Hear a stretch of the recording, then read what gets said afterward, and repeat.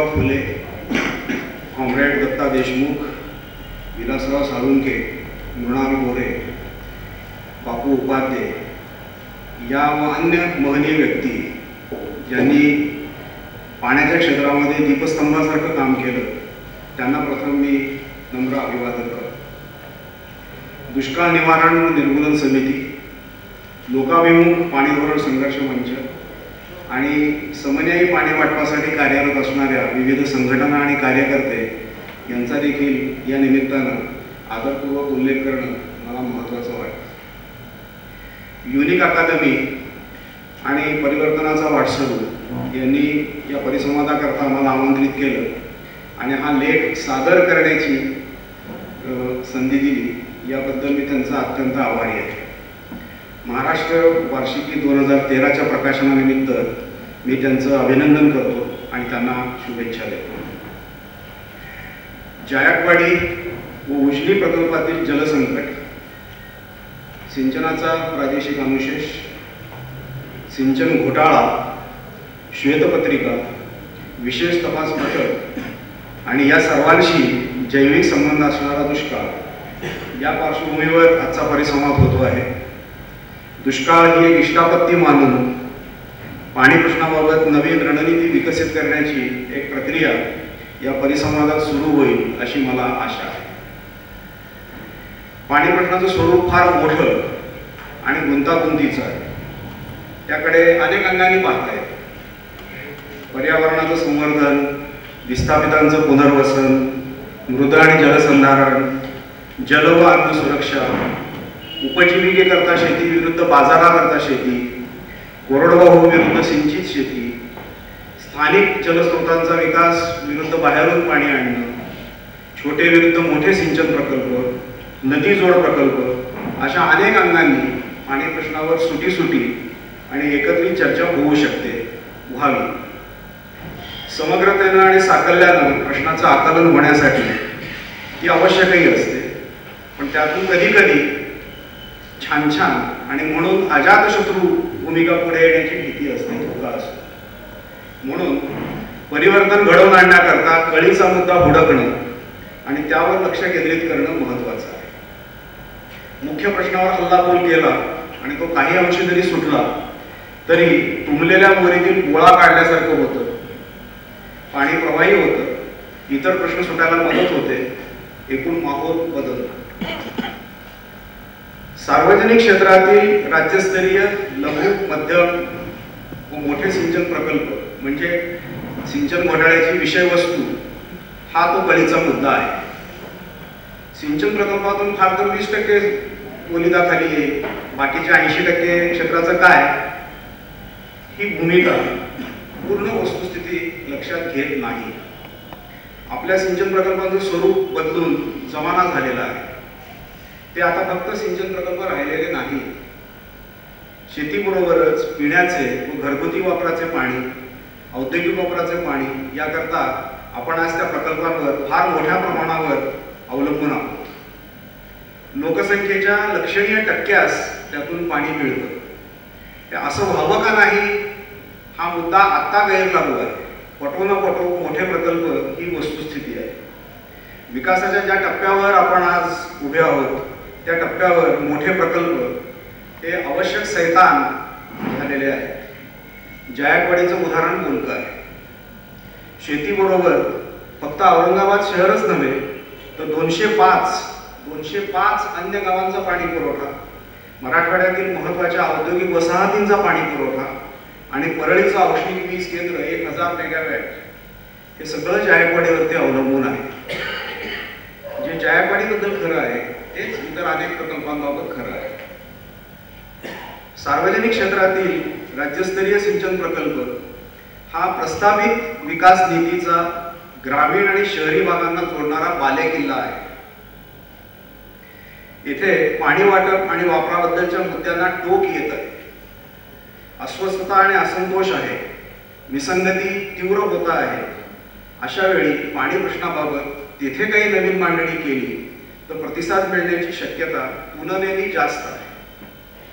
सिंचन प्रकल्पांच्या लाभक्षेत्रात जाणीव जागृती झाली, जलवंचितांचं संघटन झालं, आणि काही तपशिला आधारे प्रश्न विचारण्याची प्रक्रिया सुरू झाली तर एकूण जलक्षेत्रावर त्याचे चांगले आणि दूरगामी परिणाम संभवतात. सार्वजनिक क्षेत्रातील राज्यस्तरीय सिंचन प्रकल्प म्हणजे जलक्षेत्रातील संघटित क्षेत्र आहे, तर जलक्षेत्रातील इतर भाग म्हणजे असंघटित क्षेत्र. असंघटित क्षेत्राबद्दल संवेदनशील राहूनही संघटित क्षेत्रातील लढा महत्वाचा मानण्यामागे जे तर्कशास्त्र आहे तेच जलक्षेत्राबाबतही खरं आहे. यातील दृश्य विसंगती आणि अदृश्य सुसंगतीसह सर्वसामान्य पावसाच्या वर्षात प्रकल्पात पाणी असतं, ते ज्यांना मिळतं त्याचा त्यांना नक्कीच फायदा होतो. त्याच प्रकल्पातील जलवंचितांना तो फायदा समोर दिसत असतो. पाण्याचं महत्त्व त्यांना वेगळं सांगायची गरज नाही. गोष्टी सुस्पष्ट आहेत, लक्ष डोळ्यासमोर आहे. आज ते आवाक्यात नाही पण ते येऊ शकतं. यासाठी समन्यायी पाणी वाटपाचा कार्यक्रम हा अत्यंत आवश्यक आहे. राज्याची जलनीती, सिंचन विषयक कायदे आणि महाराष्ट्र जलसंपत्ती नियमन प्राधिकरणासारखे व्यासपीठ यामुळे एक संदर्भ उपलब्ध आहे. खिळखिळी का होईना चौकट आहे.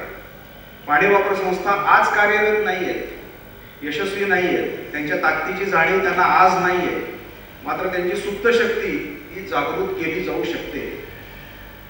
सहकार क्षेत्राबाबत असं म्हणतात की सहकारी चळवळ पराभूत झाली आहे, मात्र सहकार यशस्वी व्हायला हवं. Cooperation has failed but cooperation must succeed. हे सूत्र पाणी वापर संस्थांनाही लागू पडतं. शेतीला पाणी आणि शेतमालाला भाव मिळाला पाहिजे या मागणी आधारे लक्षणीय गुणात्मक बदल होऊ शकतात. फेरमांडणी आणि नवीन जुळवाजुळव याची आज गरज आहे. सिंचन प्रकल्पांची लाभक्षेत्रे समन्यायी पाणी वाटपासाठीची कुरुक्षेत्रे झाल्यास परिवर्तन होऊ शकते. या दृष्टिकोनातून सार्वजनिक क्षेत्रातील राज्यस्तरीय लघु, मध्यम आणि मोठ्या सिंचन प्रकल्पांचा दुष्काळाच्या पार्श्वभूमीवर गंभीर आणि प्रसंगी कठोर आढावा घेण्याची गरज आहे. तसा एक मर्यादित प्रयत्न सूत्ररूपानं येथे केला आहे. पाऊस कमी पडणं आणि जलाशयात पुरेसा जलसाठा नसणं हा संकटाचा एक भाग आहे. सुलतानी संकट जास्त गंभीर आहे आणि ते गेल्या अनेक वर्षांपासून तीव्र होत चाललेलं आहे. पुढील काही मुद्द्यांवरून ते स्पष्ट होते. चितळे आयोगानं केलेल्या व्याख्येनुसार पाहिलं तर तथाकथित पूर्ण प्रकल्प हे खऱ्या अर्थानं पूर्ण प्रकल्प नाही. फक्त बांधकामे नव्हे तर प्रकल्पांशी संबंधित सर्व तांत्रिक, सामाजिक, आर्थिक, कायदेशीर प्रक्रिया पूर्ण होणं हे अपेक्षित असते. त्या मूलभूत प्रक्रिया बहुसंख्य प्रकल्पांमध्ये पूर्ण झालेल्या नाहीत. म्हणून बांधकामं झाली पण प्रकल्प पूर्ण नाही अशी अवस्था आहे. 30-30 वर्ष रेंगाळलेले, रखडवलेले प्रकल्प, बांधकामातील प्रकल्प जर वेळीच पूर्ण झाले असते तर जलसाठ्यात लक्षणीय भर नक्कीच पडली असते. दुष्काळाची तीव्रता काही प्रमाणात कमी झाली असते. कालवा व वितरण व्यवस्थेची आणि विशेषतः शेतचाऱ्यांची कामं मोठ्या प्रमाणावर अर्धवट असताना किंबहुना झालेलीच नसताना अमुक वेळी सिंचन क्षमता निर्माण झाली असं फक्त घोषित करण्यात येते. प्रत्यक्षातील निर्मित सिंचन क्षमता लक्षणीयरित्या कमी असण्याची शक्यता आहे. दैनंदिन सिंचन व्यवस्थापन शास्त्रीय पद्धतीने आणि कायदेशीर करण्यासाठी ज्या दर्जाचे तपशीलवार आणि अद्ययावत नकाशे आवश्यक असतात तसे नकाशे बहुसंख्य प्रकल्पात आज उपलब्ध नाही.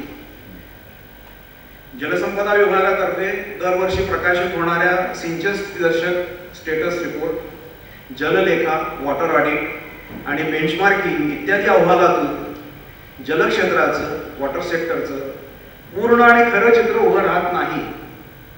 कारण उपलब्ध आणि विविध हेतूंकरता वापरलेलं पाणी बाष्पीभवन व कालव्यातील वहनव्यय आणि भिजलेलं क्षेत्र प्रत्यक्षात मोजलंच गेलेलं नाही, मोजलं जात नाही. काही जलाशयातील गाळाच्या अतिक्रमणाचा अभ्यास झाला असला तरी त्याची दखल घेण्यात येत नाही. पाणी चोरीचं प्रमाण भयावह असूनही त्याची अधिकृत नोंद होत नाही. खरीप आणि रब्बी पिकांऐवजी उन्हाळी आणि बारमाही पिकांवरचं क्षेत्र वाढल्यामुळे त्यांना जास्त पाणी लागत असल्यामुळं एकूण सिंचित क्षेत्र हे कमी होतं. राज्यातील ऊसाखालील एकूण क्षेत्रापैकी ऊसाच्या एकूण क्षेत्रापैकी सरासरी 54% क्षेत्र सिंचन प्रकल्पांच्या लाभक्षेत्रात आहे. त्यामुळे विषमता प्रचंड प्रमाणात वाढलेली आहे. पाण्याच्या बेसुमार आणि गैरवापरामुळे दुष्काळाला आपण कायमस्वरूपी आमंत्रणच दिलेलं आहे. लाभक्षेत्रातील जमिनी अकृषी एनेम होण्याचं आणि सिंचनाचं पाणी बिगर सिंचनाकडे वळवण्याचं, खरं तर पळवण्याचं प्रकार फार मोठ्या प्रमाणावर होत असले तरी सिंचन क्षमतेचं वास्तववादी पुनर्विलोकन करून ती कमी मात्र करण्यात येत नाही. महाराष्ट्र पाटबंधारे अधिनियम 1976चे नियम 36 वर्षे झाले तरी अद्याप केले गेलेले नाही. त्या कायद्यान्वये नदी नाल्यांचं आणि लाभक्षेत्राचं तसंच उपसा सिंचन योजनांचं अधिसूचितीकरण सर्वत्र पूर्ण झालेलं नाही. कालवा अधिकारी म्हणून अभियंते कायद्याची अंमलबजावणी करत नाही. पाणी चोरीबद्दल कोठेही रीतसर गुन्हे दाखल होत नाही. उपसा बिगर सिंचनासंदर्भात जे करारनामे केले पाहिजे ते अनेक प्रकल्पात केले गेलेले नाहीत. जेथे केले आहेत तेथे त्यांची काटेकोर अंमलबजावणी होत नाही. 76चा कायदा आज खऱ्या अर्थानं अंमलात नाही. त्यामुळे सिंचन व्यवस्थापन करण्याच्या जलसंपदा विभागाच्या कायदेशीर अधिकारास आव्हान दिलं जाऊ शकतं. मी रिपीट करतो, सिंचन व्यवस्थापन करण्याच्या जलसंपदा विभागाच्या कायदेशीर अधिकारासच आव्हान दिलं जाऊ शकतं. तसं झालं तर जलक्षेत्रातील अनागोंदी आणि यादवीस अधिकृत स्वरूप प्राप्त होईल. 76च्या कायद्याबद्दल अशी उद्वेगजनक परिस्थिती असताना तो अंमलात आहे असं गृहीत धरून जलक्षेत्राची पुनर्रचना करण्याच्या महान हेतूनं, रिफॉर्म्स करण्याच्या हेतूनं अजून 2 नवीन कायदे करण्यात आले. महाराष्ट्र जलसंपत्ती नियमन प्राधिकरण 2005, त्याला मजनिप्रा असं थोडक्यात म्हणतात, आणि महाराष्ट्र सिंचन पद्धतींचं शेतकऱ्यांकडून व्यवस्थापन, तोही 2005 सालीच केला. त्याला पाणी वापर संस्थांचा कायदा असं म्हणता येईल. हे ते 2 कायदे. मजनिप्रा कायद्यानुसार राज्य जल परिषद आणि राज्य जल मंडळ विधिवत अस्तित्वात आलं आहे. त्यांनी मजनिप्रा अधिनियम अंमलात आल्यापासून म्हणजे जून 2005 पासून 6 महिन्यात एकात्मीकृत राज्य जल आराखडा तयार करणं अपेक्षित होतं आणि मजनिप्राने त्या चौकटीत प्रकल्पांना मान्यता देणं अपेक्षित होतं, अभिप्रेत होतं. आज 7 वर्षानंतर देखील एकात्मीकृत राज्य जल आराखडा तयार नाही. राज्य जल परिषद मुख्यमंत्र्यांच्या अध्यक्षतेखालची, राज्य जल मंडळ मुख्य सचिवांच्या अध्यक्षतेखालचं यांची स्थापनेपासून एकही बैठक झालेली नाही. गेल्या 7 वर्षात एकही बैठक झालेली नाही. आणि तरीही मजनिप्रा नवीन प्रकल्पांना मान्यता देत सुटला आहे. जसं जलसंपदा विभागाच्या कायदेशीर अधिकारास आव्हान दिलं जाऊ शकतं तसंच मजनिप्राबाबतही होण्याची शक्यता नाकारता येत नाही. कालवा देखभाल दुरुस्तीच्या निधीचे सुधारित मापदंड 2008 साली वाल्मीनं नेमलेल्या समितीनं प्रस्तावित केले होते. पाणीपट्टीचे नवीन निकष ठरवताना मजनिप्राला त्यांचा वापर सुद्धा केला आहे. पण जलसंपदा विभागानं 4 वर्षे झाली तरी अद्याप सुधारित निकष अधिकृतरित्या स्वीकारलेले नाहीत. तेव्हा त्या निकषांप्रमाणे प्रत्यक्ष वाढीव निधी मिळण्याचा प्रश्नच येतो. पुरेशा व नियमित देखभाल दुरुस्ती अभावी कालवे व वितरण व्यवस्थेची पार वाट लागलेली आहे. कालव्यांच्या प्रत्यक्ष वहन क्षमता निम्म्यावर आलेल्या आहे आणि वहन व्यय प्रमाणाबाहेर वाढले आहे. आपल्या सिंचन प्रकल्पांची एकूण कार्यक्षमता आज फक्त 20 ते 25% आहे. म्हणजे धरणातून 100 युनिट्स पाणी सोडलं तर पिकाच्या मुळाशी फक्त 20 ते 25% पाणी पोहोचतं. पाणी वापर संस्थांसाठीचा नवीन कायदा, त्या कायद्यान्वये उपसा सिंचनाकरता पाणी वापर संस्था स्थापन करणं आवश्यक असताना कायदा होऊन 8 वर्ष झाली तरी त्या संस्था स्थापन झालेल्या नाही. 76च्या कायद्यान्वये उपसा सिंचन योजनांच्या अधिकृत अधिसूचना काढण्यात आलेल्या नाही. त्यामुळे राज्यातील उपसा सिंचन हे सिंचन कायद्याच्या कक्षेत खऱ्या अर्थानं अद्याप आलेलं नाही. प्रवाही विरुद्ध उपसा या प्रकल्पातील संघर्षात त्यामुळे प्रवाही सिंचनावर अवलंबून असलेले शेतकरी आणि त्यांच्या पाणी वापर संस्था जलाशयात पुरेसं पाणी असणाऱ्या वर्षातही पाण्यापासून वंचित राहतात. दुष्काळी वर्षात तर त्यांना कोणीच पाणी राहणार. पाण्याचं अंदाजपत्रक म्हणजे प्राथमिक सिंचन कार्यक्रम, पाणीपाळ्यांचे नियोजन, पाणी वाटपाचे कार्यक्रम व वेळापत्रके, संनियंत्रण आणि मूल्यमापन आणि पाण्याचे हिशेब जललेखा याकडे सातत्यानं अक्षरशः गुन्हेगारी स्वरूपाचं दुर्लक्ष झालं आहे. सर्वसामान्य पर्जन्यमानाच्या वर्षात जलाशय पूर्ण भरलेले असतानाही लाभक्षेत्रातील 50 ते 60% भागाला आज धड पाणी मिळत नाही ही वस्तुस्थिती आहे. जलसंकटाच्या काळात त्याचे काय होईल त्याची कल्पनाही करता. अशा एकूण विदारक परिस्थितीमुळे मोजके अपवाद वगळता बहुसंख्य पाणी वापर संस्था अयशस्वी ठरलेल्या आहेत. मोजून मापून पाणी वापर हक्कानुसार घनमापन पद्धतीनं वेळेवर पाणी पुरवठा हा शासकीय दावा हास्यास्पद ठरला आहे. पाणी वापर संस्थांना पाण्याऐवजी मोठे पुरस्कार देऊन गप्प केलं जातं. जलक्षेत्रात लोकसहभाग वाढावा म्हणून गेली 2-3 दशके प्रामाणिक आणि मूलभूत स्वरूपाचं काम करणाऱ्या एका महत्त्वाच्या संस्थेनं अलीकडेच राज्यातील पाणी वापर संस्थांचा एक व्यापक अभ्यास केला. तो बोलका आहे. त्यातून वस्तुस्थिती पुरेशी स्पष्ट झालेली आहे. मजनिप्राला तो अहवाल सादर करून पाणी वापर संस्थांची संयुक्त पाणी करण्याचं उघड आव्हानही त्या संस्थेनं दिलेलं आहे. ते आव्हान अजून स्वीकारलं गेलेलं नाही. सिंचन व्यवस्थापनाची राज्यात अशी एकूण दारुण अवस्था असताना आणि त्यामुळे दुष्काळ असताना मजनिप्रा मात्र पाण्याचा व्यापार करण्याच्या मागे लागला आहे. काय करणार? कायद्यात आहे ना पाण्याचा व्यापार, आमचा नाही लागला, आम्ही कायद्याप्रमाणे जाणार, अशी मजनिप्राची भूमिका दिसते. मजनिप्रा कायद्यात समन्यायी पाणी वाटप आणि सिंचनाच्या प्रादेशिक समतोलासाठीही तरतुदी आहेत. त्यांचं काय? जायकवाडीसाठी वरच्या धरणातून पाणी सोडण्यासंदर्भात मजनिप्रानं घेतलेली निव्वळ वकिली भूमिका कायद्याच्या मूळ हेतूला चक्क काळीमा फासणारी आहे. आज खाजगीकरण, उदारीकरण आणि जागतिकीकरणाचा जमाना आहे. शेतीचं कंपनीकरण होऊ घातलेलं आहे. FDI, कॉन्ट्रॅक्ट फार्मिंग इत्यादी गोष्टी येत आहेत. पण चेला चपाट्यांची भांडवलशाही, क्रोनिक कॅपिटलिझम हा एकीकडे जोरात आहे तर दुसरीकडे सरंजामशाही अजून संपलेली नाही. जल व कृषी क्षेत्र एका संक्रमणावस्थेतून जात आहे. या सर्व पार्श्वभूमीवर सिंचन घोटाळ्याचे आणि त्यातून उद्भवलेल्या दुष्काळाचे, सिंचन घोटाळा आणि दुष्काळाचा संबंध जैविक आहे, जवळचा आहे. सिंचन घोटाळ्याचे आणि त्यातून उद्भवलेल्या दुष्काळाचं सखोल व समग्र सामाजिक राजकीय विश्लेषण होणं गरजेचं आहे.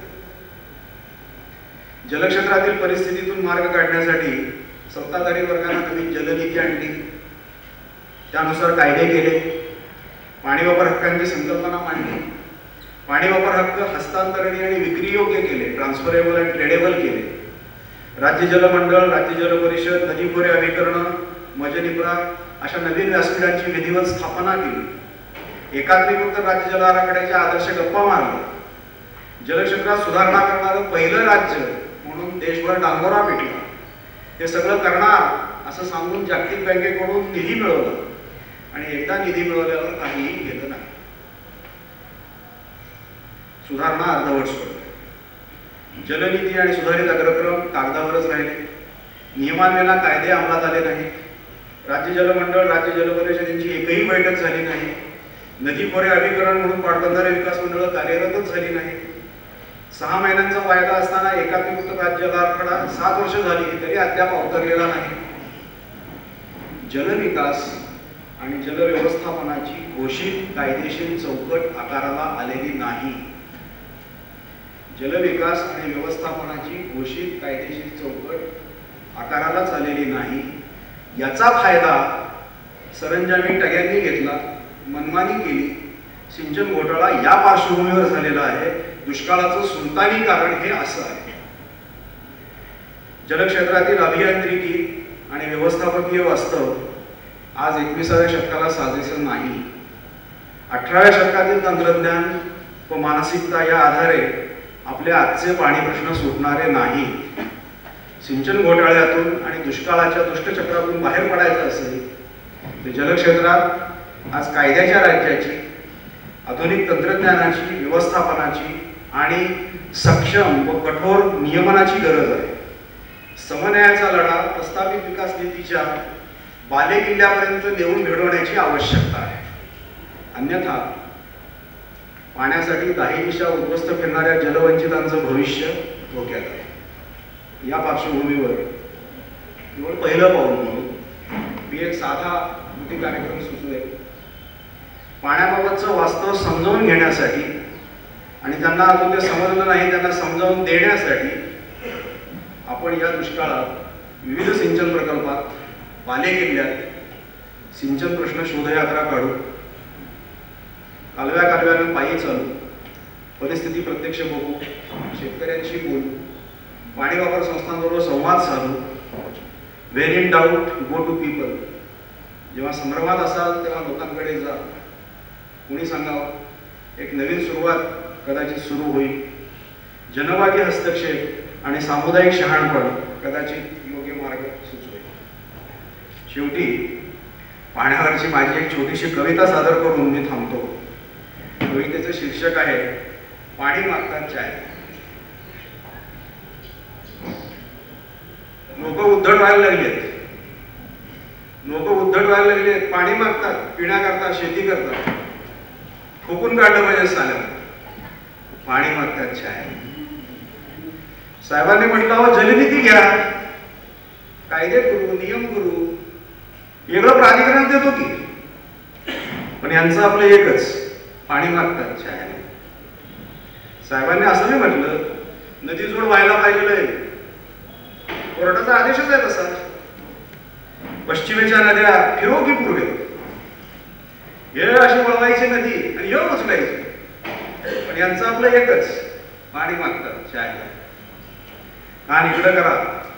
तुम्हाला म्हणून सांगतो, साहेब म्हणाले इंटरनल सिक्युरिटीला लय धोका आहे. हो, इंटरनल सिक्युरिटीला लय धोका आहे. आता टँकरवर काम भरणार नाही राजू. साहेब तर म्हणतात आता टँकच बोलवा, टँक टँक रंगाळा, धडा धडा धडा, पाणी मागतात चाय. साहेब नवत आले परवा चायनाला, एवढी प्रगती राव केली त्यांनी, 3 गार्डन्स. साहेबाला विचारलं एवढं सगळं कसं काय जमवलं त्यांनी. साहेब म्हणले पहिले तियानमेन केलं, तियानमेन ते मेन, आपण काहीच करत नाही. कशी होणार प्रगती. पाणी मागतात चाय. धन्यवाद.